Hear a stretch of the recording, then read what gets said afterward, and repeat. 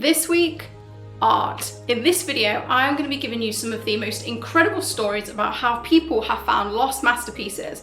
And I'm going to be telling you the take-home points. In the second half of the video, I'm going to be giving you realistic tips on how you can increase your chances of finding an incredible piece of art when you are on your thrift store, junk shop, charity shop, house clearance kind of journeys, eBay journeys, what you need to be looking for and how to spot a great piece of art from a terrible one, even if they're in a really bad state of repair. I'm also going to be giving you some great resources for those of you who aren't in a position to go off and do a art history degree. So we've got all that and more, and I hope you'll stick around for it.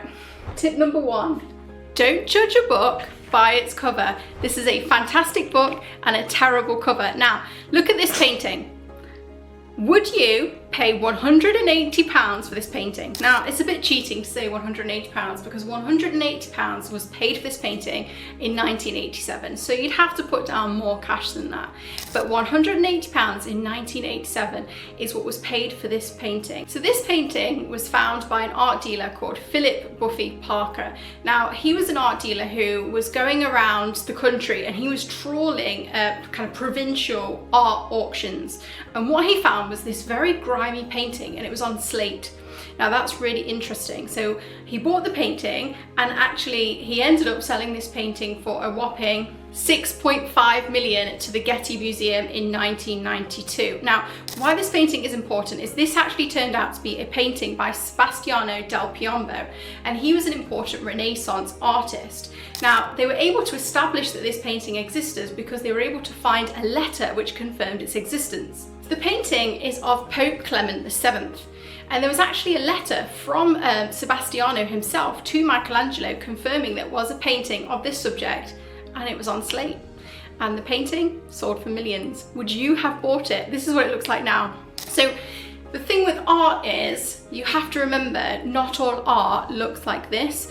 If pieces have survived for hundreds of years, everyone had a coal fire. So even if you walk through a historic house and you look at the paintings, the majority of them, if you try and look in the background, you'll be able to distinguish nothing because they're covered with so much smoke and coal, because obviously people were smoking as well.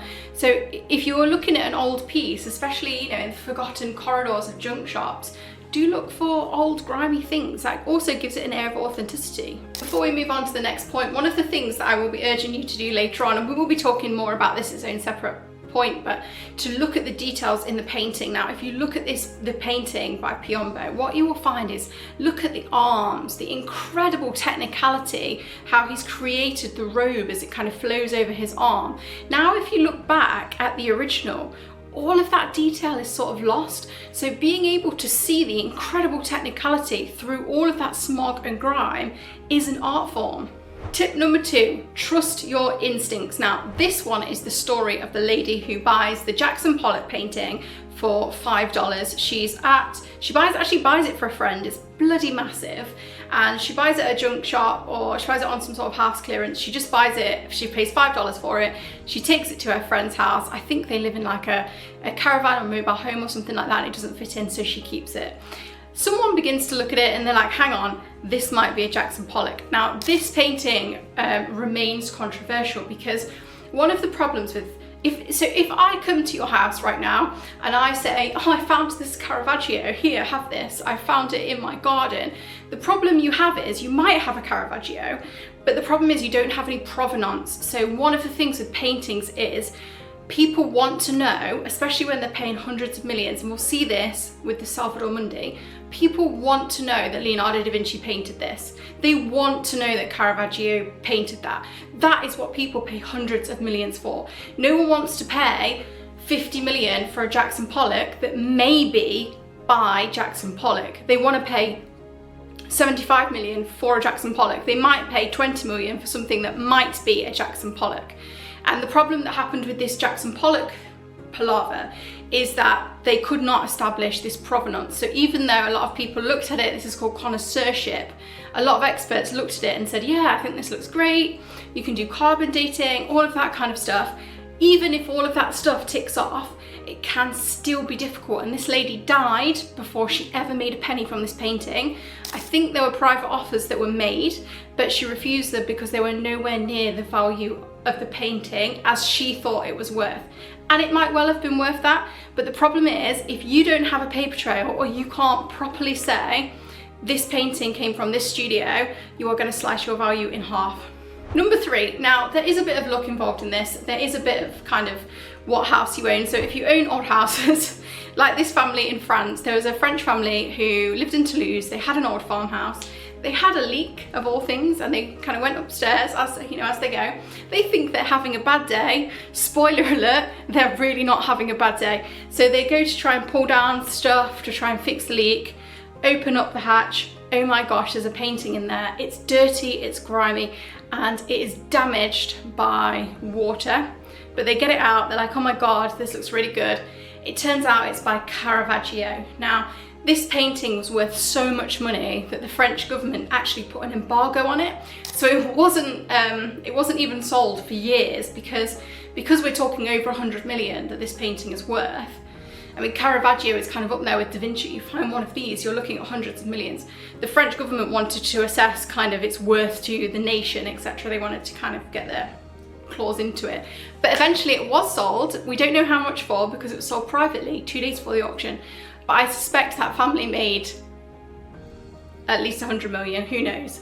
Incredible painting. Fact number 4, do consider downgraded pieces. Now, these are a piece of gold. If, like we just talked about provenance, how you need to have a provenance, that can sometimes work in your favor. So for whatever reason, it seems like there was a bit of a trend of dodgy scholarship in the 1960s.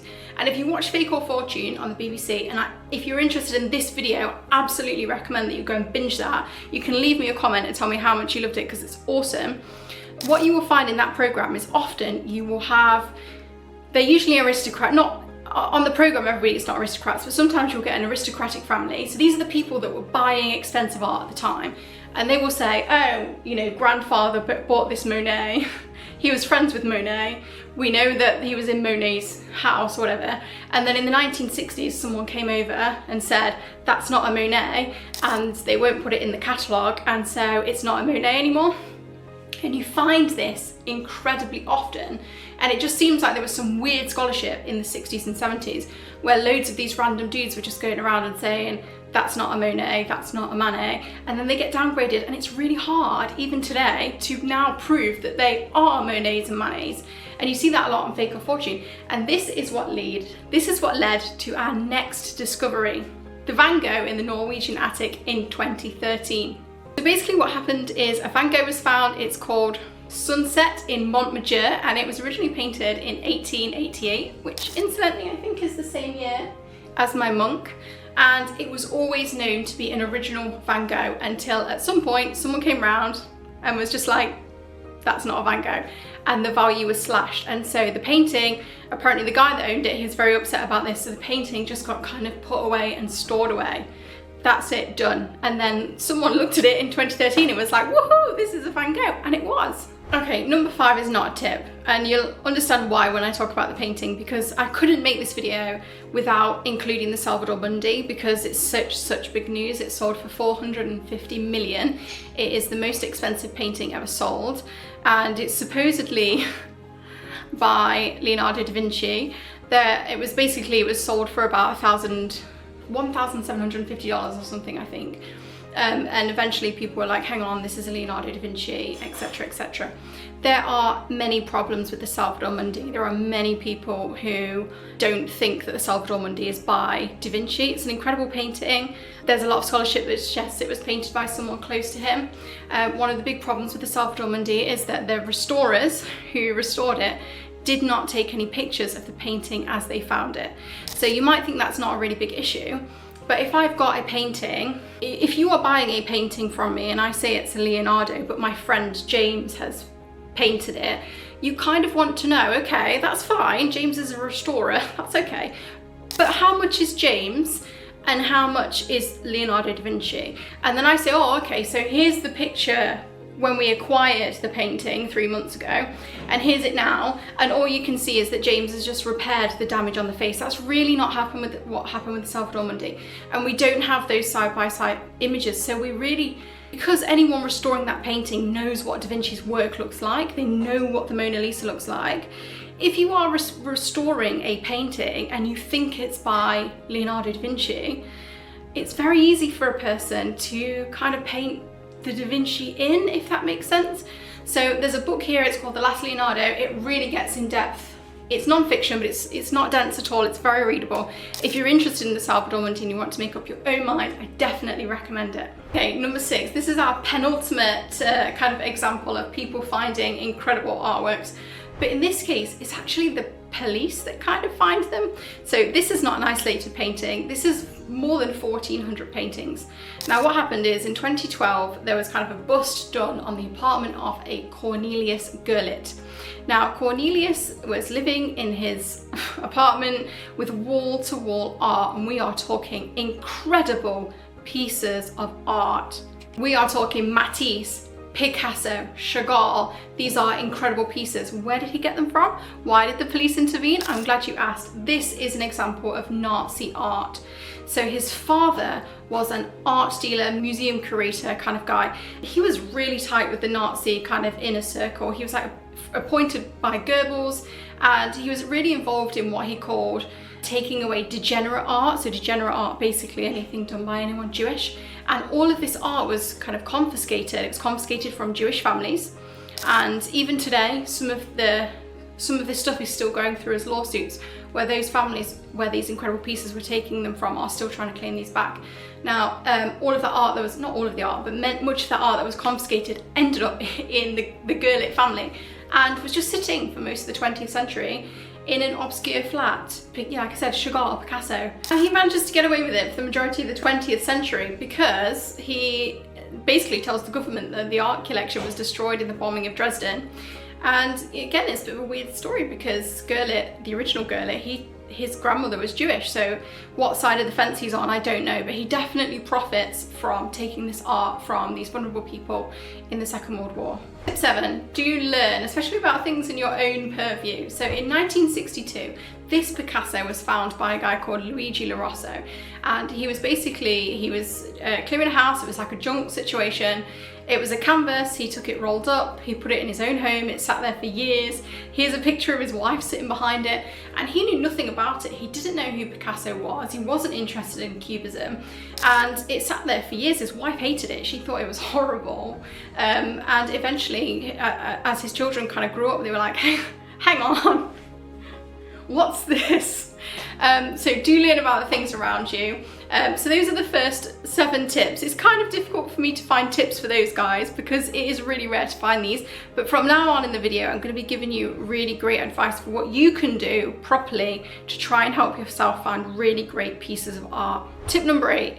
Here is where we get serious. These are things that you can really do to try and help yourself find some great pieces of art. So the first thing that I want you to do, wherever in the world you are, is go to a museum, because I want you to, wherever you are, everyone's got museums where they've got some sort of art. The finer art, the better. If you are near a big city like London, all of the galleries are free for you to go and walk around. Places like Rome or Paris, or even in your local centres, there are always museums everywhere. And why that's really important is because I want you to recognise what great art looks like. It looks different. And if you are new to the art scene and you are just looking at pictures and books never really convey to you the magnetism of a painting in the way that I need you to be able to see it. So what I want you to do is look at this painting here. This is just a portrait painter, I don't really know anything about it. This is what I would call it's a portrayal. It's a very flat portrayal. It's not, there's no magic to this. It's nothing more than a painted image. Now, when I think about the difference between a great novel and a superficial novel, a great novel you can take to your book club, like Jane Eyre. You could do a degree on Jane Eyre. You can pull it to pieces and do all kinds of things with it, and Jane Eyre will keep on giving because there's meaning to it, there's genius to it, there's artistry to it. If you take a different book that's kind of maybe a bit more commercial, you can't really pull them apart because the author simply hasn't put, you know, any genius into it. And it's exactly the same thing with art, guys. So you need to be able to, it's like, you know, you need to be able to read.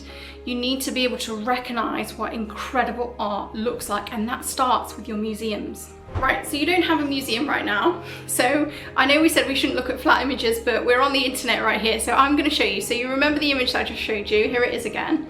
Now I want you to look at this one. This is self-portrait in a straw hat. It was painted in 1782 by Elizabeth Louise Vigée-Lebrun. Now look at how she looks back at you. This is not just a flat representation of what she looks like. There's real intelligence in this. She's questioning you. She's saying to you, I'm beautiful, don't you think?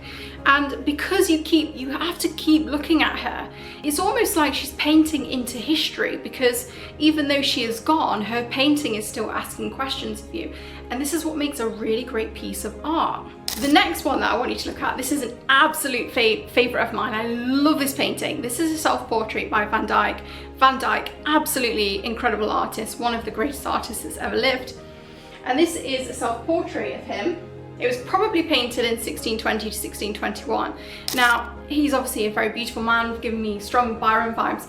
But if you look at just how careless his right hand is, the kind of feeling of languidity that comes from that, but how intentional his left hand is, almost introduces a sense of, like, I feel like he's mysterious. There's something about him that I can't quite put my finger on. And again, what the common thing between these two paintings is that there is more underneath the surface. There is intelligence in those painted eyes, and there are questions raised for you as the viewer. Now, if we think back again to the previous photo, the first one, there's none of that. It's just a simple representation of a man. And it might look like him, fine, but it is not the same level of genius. Just give you another one. This is Duchess of Devonshire, Georgiana, painted by Thomas Gainsborough in Britain. He is obviously one of our best portraitists. Now, if you look at kind of everything but her face, the flowing hair, the wonderful gown, the hat, it's all very feminine, very flowing. And she does have a soft gaze, but there's something very directional and intentional in her gaze that's not feminine. And it leads to almost like a contrast, which sort of leaves you asking, I want to know more. Like, what are you thinking? I want to know more about you. And this, again, is because this is a great piece of art. And why I want you to go to a museum is, the more you look at these pieces of art, the more you will be able to tell. And the other thing to look at with portraits, always, is faces and hands. Hands are incredibly difficult to paint. Like, it takes a very skilled painter to paint a set of hands. So remember that if you are ever looking in a junk shop and you are looking at a painting, if the hands are great, the face is great, that is a good sign. Still on the same point, but just to move on to a slightly different subject, rather, so we're not just doing portraits, I want to use the incredible works of Joseph Wright of Derby. So he is a British artist. He's not in any way known well enough because he's absolutely incredible. But oftentimes great painters will have a kind of point of view to put across, or a particular subject that they like to explore. Now, for Joseph Wright of Derby, that's light. And I want you to look at these paintings and you'll see just how incredibly skilled they are. So this first one is Philosopher Giving a Lecture on the Orrery, and that's 1768. And I just want you to look at how, so Joseph Wright of Derby loves light, and what he loves, he's almost a scientist. He likes to explore how light casts shade on different parts of the painting. And he does this with incredible and accurate precision. And you can really tell that you're looking at a great artist. Here's another one by him. And finally, one of my other favourites, Experiment on a Bird. And you can see, again, he's really replicating this kind of sense of light and shade. And this is a mark of a great artist. He's doing more than just showing you a scene. It's almost a scientific, it's a declaration of scientific endeavour. It's incredible. In this point, we're going to finish by just talking about landscapes. It would be remiss of me not to talk about landscapes. So I guess if you're looking for art, the thing you're probably going to find the majority of the time is a landscape. And especially if you are in Europe, in the Victorian period, you get kind of the emergence of the middle class. And what do the middle class want? They want to emulate the aristocracy. And so what they want is landscapes, effectively. So you get a massive boom of landscape production, which is aimed for the mid-price bracket. and none of this is really great art. It was moderate price at the time and it's moderate priced now, and it's very difficult to find a constable amongst the millions of landscape paintings that are kind of out there. One of the things that I would tell you to do with landscapes is, and I find them very difficult to sort out, is look at the water and the sky, because both of those things can be difficult to kind of have a really great effect with. So this is the Haywain by Constable. It's probably one of the most famous British paintings.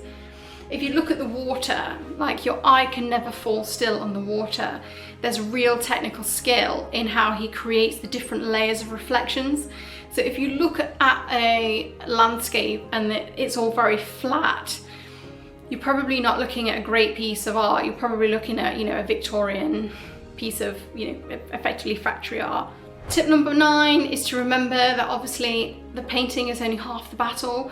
Provenance is so important. So if you ever pick up a piece of art, whatever it is, even if it's from eBay or wherever, always get some sort of provenance, even if it's just who that person bought it from. Oh, they bought it on a car boot in 1975. If that's all you can get, that's all you can get.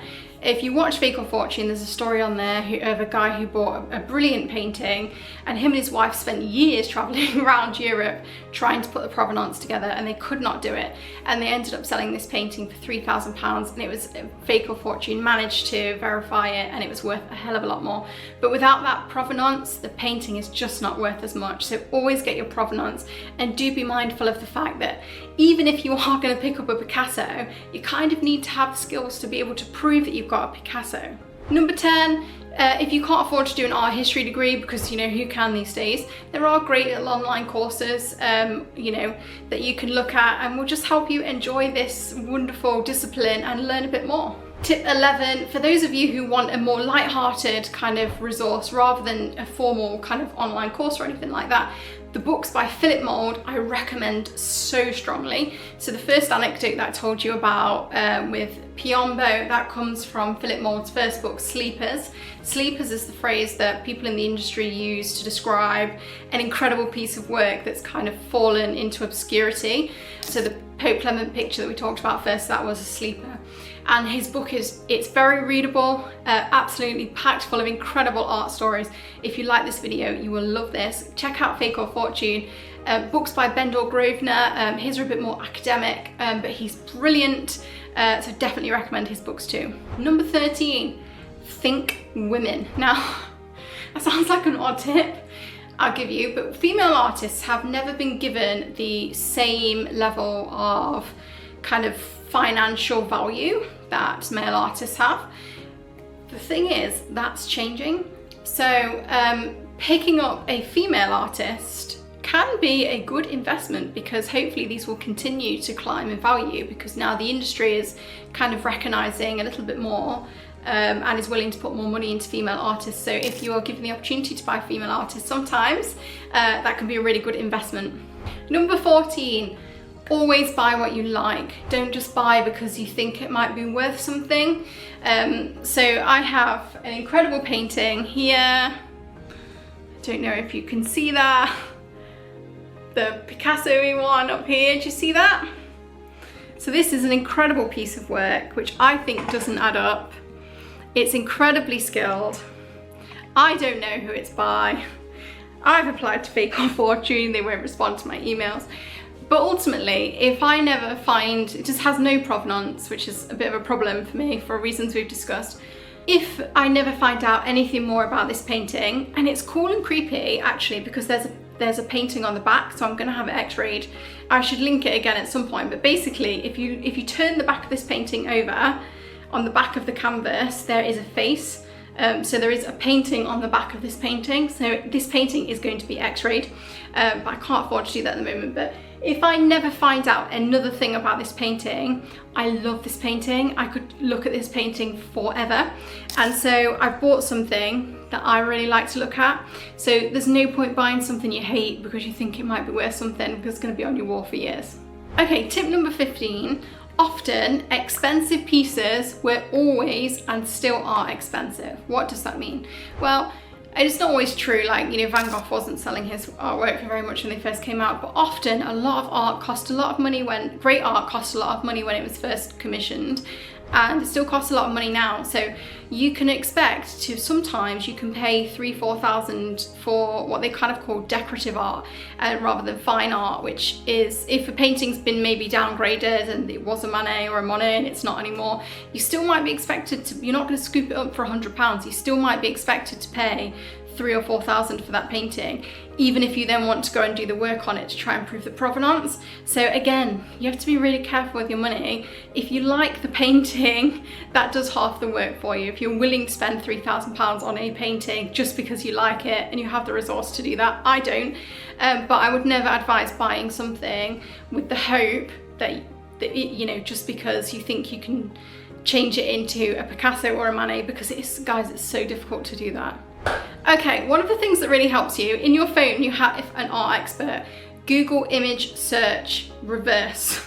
So you're looking at a painting and you're in a thrift store or a junk shop, Google image reverse search it, and often you'll find that they're I've done this so many times, I've been like, this is great, this looks like a great painting to me, and I reverse image search it and it's a copy of the original, which is in like the Getty Museum or something. So it's absolutely free, take a picture of it, reverse image search. If you can't find it anywhere on the internet, then you've got a much bigger chance that actually you've got an original rather than a copy. Number 18, great art inspires emotion. So this is another tip about what to do when you are looking and assessing critically a piece of art that you're interested in. So in the same way we looked at kind of the self-portraits and the way we looked at kind of how the light emerges from the darkness with Joseph Wright of Derby, great art will make you feel something because it's often asking a question of you. Now, this is one of my favorite paintings. This is the bar at Folies Bergère by Edward Manet. It's from 1882.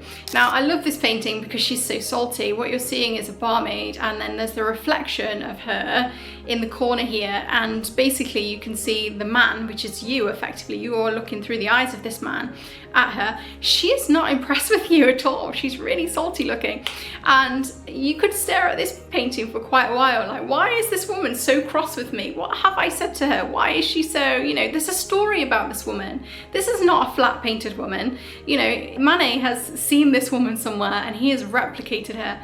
Tip 20. Are we at 20? Because I've lost count now. I want to tell you a little bit about two of my pieces. Firstly, you can see my wonderful monk here in the corner. So he is massive, and this artist Woolrich is held by both the Vatican and the White House. Now, you might be thinking that I paid lots of money for this painting. It's an incredible painting. It was painted in 1888. It showed at the Salon in Paris, we think, that year. We're not 100% sure. But this is an incredible piece of work. He looks exactly like Jeremy Irons, I think. The thing about the monk is, I actually didn't pay very much for him because, number one, he's massive. So he was almost certainly designed for some sort of religious house with a big wall, not for, most people don't have space in their house for a giant monk, which everyone thinks is creepy. And that reflects on the price. So I was able to get him for fairly cheap, actually. I didn't pay anywhere near as much, I think, as he is worth. So do look for things that kind of go against your grain. So if your tastes are a little bit obscure, you might find that you can get a great piece of art because, you know, no one else wants it. That doesn't mean that in my lifetime he'll be worth millions. He will never probably be, unless the value of this artist skyrockets. I think he will increase in value. Do I think I'm going to make millions from the monk? No, but I love him. I have so much fun with him. He's incredible. When people come over, they think he's creepier than my skeleton. And you've seen my skeleton, right? The other piece of art that I want to talk to you about. Now, on the internet, you see the seriographs for this artist come up quite often, but you don't see the original oils. So this is an original oil. I paid £200 for this piece of art. This is by a guy called Ruben Arbovian. And one of the great things about this painting, I just don't think the camera can do justice to how incredible this painting is. Now, it's always worth, at an auction house, going and seeing the paintings for yourself. Now, this came from a fine art auction. The picture on the catalogue online of this was terrible.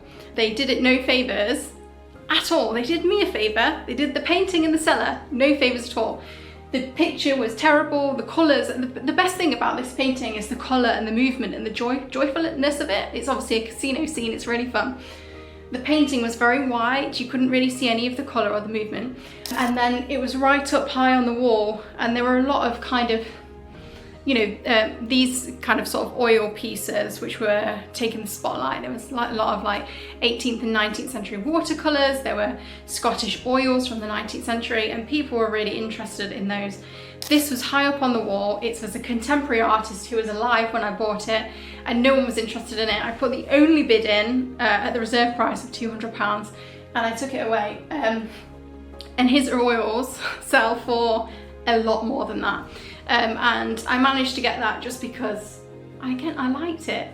I walked around, I saw it, and I liked it, and I bought it. And so again, if it's never worth anything more than the £200 that I paid for it, I think it looks absolutely fantastic, and I love it, and it makes me really happy. And so I hope that this video has kind of inspired you to, not just to look for hidden Caravaggios in your attic, because most of you don't own French farmhouses, right? I know I don't. But to go out there and find great pieces of art. And so I often say, if you've watched my videos, you see these paintings kind of every week. I often say that this is like a home for rehabilitating sad artworks. So I don't know if you can see, you're not going to be able to see very well this one in the corner. This is by Frederick Hume, who is an incredible watercolour artist. This painting is so incredibly dirty, and I'll put the camera up there in a minute. The frame is also ruined. It's obviously got some water damage. I bought it and I'm going to have it restored. I can't afford to do that at the moment. They quoted me £1,000 to restore this painting. I didn't pay very much for it at all. I want to have it restored, and I want to do that, not because it will never be worth, I don't think, I paid like £100 for it or something. It's never going to be worth, I don't think, more than £1,100. But I love the idea of taking a great piece of art that has been damaged by time and being able to give it a fresh, a new lease of life. So I hope this video inspires you to go off and find the pieces that make you really happy. Please leave me in the comments which of the tips you found most helpful, and please do share to someone who you think will enjoy this. And I actually don't know what video we've got coming next week. I had a really cool one because I'm looking for the body of a very famous person, and so I had the video all filmed, but actually because we were doing an academic exercise, and then I was like, hang on, did they actually put this, do we trust the British Museum to have put this specimen, they found 3 specimens, have they put this person back? Who knows? We'll see. So please do like and comment. I'll see you next week. The worst videographer. Can you see that there? How dull, and how the sky is just terribly discoloured. So that's going to be redone. We're back. I forgot I have another tip for you. Okay, so one of the things, we would never do this now. You would never ever do this because you'd think this is crazy. In the times past, people have painted over masterpieces. So do you remember I was talking about how you can look at a painting, and if the hands are great or the face is great, but then they've got like a dodgy shoulder or the dress is done really badly, sometimes things are painted over because the people who owned them didn't think their painting that great Aunt Mildred kind of ordered was not fitting with the times. So women got changes of dress, more conservative dress, less conservative dress. A lot of the Dutch painters, when they did still lives, they had just kind of plain grey backgrounds. People changed those to paint in like floaty Italian like river scenes, and then people look at them and they're like, oh, it's not by this artist, it would never have an Italian scene. But actually that's overpaint, and when you strip it away you get the underneath. So look for points of brilliance. Even if the whole thing isn't brilliant, ask yourself, is there overpaint on this? Like if you've got something in there that's incredible, ask yourself, is it overpaint? Love you lot, see you next week.